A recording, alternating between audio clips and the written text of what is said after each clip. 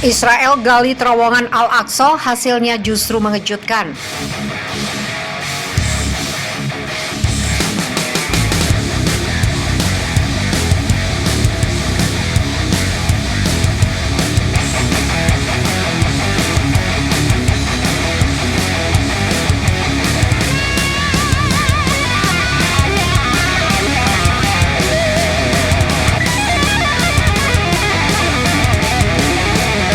Sejak menduduki Palestina 1948 sampai sekarang, Israel selalu berupaya memutus mata rantai sejarah dan mengubah identitas kota Yerusalem. Setiap yang berbau Arab dan Islam berusaha dihilangkan. Tidak cukup hanya dengan menghancurkan rumah-rumah dan mengusir penduduknya, tetapi mereka berusaha mengubah tempat-tempat bersejarah yang lekat dengan Arab dan Islam, sehingga Yerusalem akan berubah wajah yang tidak dikenali lagi oleh penduduk aslinya. Dengan langkah-langkah sistematis, otoritas penduduk Israel mengusir penduduk Palestina dari kampung halaman mereka, merampas tanah dan harta benda milik mereka, menghancurkan masjid-masjid dan tempat-tempat bersejarah Islam, menguasai tanah-tanah wakaf, membuat regulasi yang tidak memungkinkan orang-orang Arab untuk membangun rumah di kota, dan membatasi perpindahan penduduk dari satu wilayah ke wilayah lainnya. Aktivitas di Masjid Al-Aqsa juga sangat dibatasi. Sejumlah aturan dibuat yang melarang sholat dan kumandang azan di kota. Komplek Masjid Al-Aqsa ditutup di pagi hari saat ibadah Yahudi berlangsung. Pemuda di bawah usia 45 tahun dilarang memasuki komplek Masjid Al-Aqsa untuk sholat. Selain itu, penggalian besar-besaran terus berlangsung di bawah tanah Masjid Al-Aqsa dengan dalih mencari jejak Haikal Sulaiman. Padahal tidak ada satupun bukti arkeologi menunjukkan Tempel Sulaiman ada di situ. UNESCO dan sejumlah ahli arkeologi menentang, tapi penggalian terus berlangsung.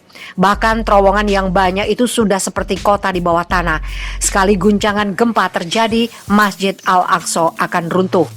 William D. Ramble, seperti dikutip Ahmad Sosah dalam bukunya Sejarah Arab dan Yahudi, mengomentari upaya penggalian otoritas Zionis dengan mengatakan, menurut perkiraan banyak ahli, Tempel Sulaiman berada dekat pagar Masjid Qubat Al-Shahrah. Penggalian pun dilakukan untuk mencari puing-puing kuil Sulaiman. Mereka sempat dikejutkan dengan temuan benda-benda bersejarah, tetapi tidak lama kemudian terdiam. Puing-puing bangunan yang ditemukan ternyata hanyalah sisa-sisa bangunan istana salah seorang penguasa dinasti Umayyah. Jadi tidak benar kalau Yahudi punya cerita masa lalu untuk membangun masa depan di situ. Berdasarkan uraian di atas, dari segi kesejarahan, Yerusalem adalah kota yang didirikan bangsa Arab sejak 6.000 tahun yang lalu, jauh sebelum bangsa dan ajaran Yahudi muncul.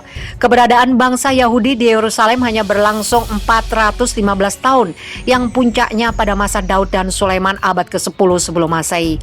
Jauh setelah Yerusalem dibangun oleh bangsa Arab, oleh karenanya pendudukan Israel dan upaya menghilangkan identitas kearaban Palestina bukan saja melanggar resolusi PBB dan hukum internasional, tetapi juga bertentangan dengan fakta sejarah. Silih berganti penguasa kota datang, masing-masing mendominasi dan memonopoli kota ketika berkuasa, kecuali Islam yang datang mengayomi semua penganut agama, seperti tercermin dalam perjanjian yang dibuat Umar bin Khattab kepada semua penduduk Palestina. Wilayah yang diduduki Israel saat ini belumlah seberapa dibanding saat pasukan salib menguasai Palestina dan juga jauh lebih lama berkuasa. Yang selalu terjadi penodaan terhadap simbol-simbol keagamaan di kota suci tersebut. Sejarah membuktikan dan telah menjadi sunatullah di wilayah tersebut. Tindakan menodai kota suci tidak pernah dibiarkan terjadi dan akan terkalahkan. Benar apa yang dikatakan Grand Sheikh Al-Azhar, Profesor Dr. Ahmad Thayyib, seperti tertuang dalam Watsikat atau dokumen piagam Al-Azhar tentang Al-Quds 20 November 2011, bahwa upaya aneksasi Yerusalem dan mencederai Masjidil Aqsa hanya akan mengantarkan Zionis Israel ke liang kubur. seperti menggali liang kubur sendiri karena telah melanggar batas garis merah umat Islam. Dulu, Salahuddin Al-Ayyubi pernah mengatakan kepada raja penguasa pasukan salib, Richard, "Jangan pernah berpikir kami akan melepaskan Yerusalem, Al-Quds, begitu saja selamanya. Tidak mungkin kami akan melepaskan hak-hak kami sebagai umat Islam.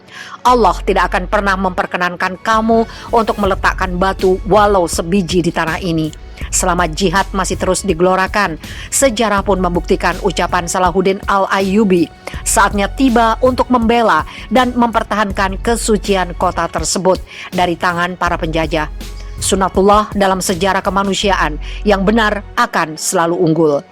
Dan Allah berkuasa terhadap urusannya, tetapi kebanyakan manusia tidak mengerti. Quran Surat Yusuf ayat 21. Dan orang-orang yang zalim kelak akan tahu ke tempat mana mereka akan kembali. Quran Surat Asy-Syu'ara ayat 227.